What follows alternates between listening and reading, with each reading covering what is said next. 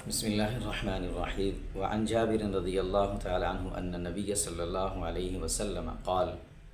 البقرۃ عن سبعۃ والجزور عن سبع۔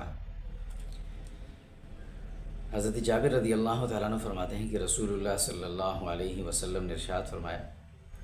کہ گائے بیل اس میں 7 حصے دار شریک ہو سکتے ہیں، اور اونٹ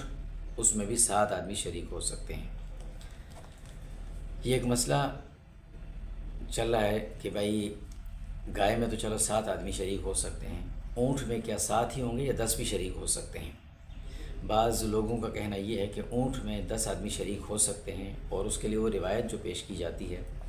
حضرت عبداللہ بن عباس رضی اللہ تعالیٰ عنہ کی کہ قال كنا مع رسول اللہ صلی اللہ علیہ وسلم فی سفر فحضر الاضحى فاشتركنا في البقرة 7 وفي البعير 10۔ ترمذی کی روایت ہے کہ ہم سفر میں تھے تو قربانی کے ایام آئے تو حضور صلی اللہ علیہ وسلم نے قربانی میں جو ہے وہ گائے میں 7 آدمیوں کو شریک کیا، اور ہم جو ہے 10 آدمی شریک ہوئے اونٹ میں، 10 حصے دار نے مل کر ایک اونٹ ذبح کیا۔ تو اس سے پتہ چلا کہ 10 آدمی شریک ہو سکتے ہیں۔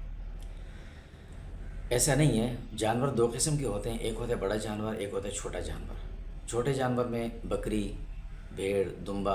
یہ آتے ہیں، اور بڑے جانور ہیں گائے، بیل، بھینس، اونٹ، یاک، یہ جو جانور ہیں یہ بڑے جانور کہلاتے ہیں۔ بڑے جانور میں 7 ہی آدمی شریک ہوں گے، 7 ہی حصہ دار ہوں گے، اس سے زیادہ نہیں ہو سکتے، اور چھوٹا تو ظاہر ایک آدمی کی طرف سے ایک ہی ہوتا ہے۔ یہ جس روایت میں آتا ہے کہ حضور صلی اللہ علیہ وسلم نے 7 آدمیوں کو شریک کیا، اس روایت کے اندر صراحت موجود ہے کہ کنا فی سفر، ہم تو سفر میں تھے مع رسول اللہ صلی اللہ علیہ وسلم، اور سفر میں تو قربانی ہوتی ہی نہیں، واجب ہی نہیں، مسافر پر تو قربانی واجب نہیں ہوتی۔ تو اس سے پتہ چلا کہ یہ نفلی تھی، ایسے نفل تھا، اور نفلی طور پر کوئی چیز صدقے کے طور پر ذبح کی جائے تو اس میں چاہے 10 آدمی شریک ہوں چاہے 20 شریک ہوں، وہ ہو سکتے ہیں۔ یہ سفر میں تھے، اور جو اصول ہے اور ضابطہ ہے قربانی کے لیے وہی حضرت جابر رضی اللہ کی روایت ہے جو مسلم میں ہے کہ البقرۃ عن 7 والجزور عن 7، 7 آدمی ہی شریک ہوں، یہ قربانی کے لیے اصول ہے، اور وہ ایک نفلی عمل تھا تو کوئی حرج نہیں اس میں نفلی عمل میں کرنے کے، 7 ہی آدمی شریک ہوں گے۔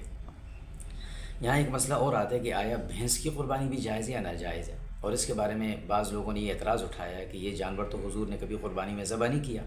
تو اس کی قربانی کیسے جائز ہے؟ کچھ جانور ایسے ہوتے ہیں کہ جو بعض علاقوں کے ساتھ مخصوص ہوتے ہیں۔ بھینس جو ہے یہ عرب کی سرزمین پر یا ان گرم علاقوں میں نہیں پائے جاتے، یہ جانور یہ ٹھنڈے علاقوں کا جانور ہے، لہٰذا ان علاقوں میں تھا نہیں تو حضور نے اس کی قربانی کی نہیں تو کوئی بات نہیں، لیکن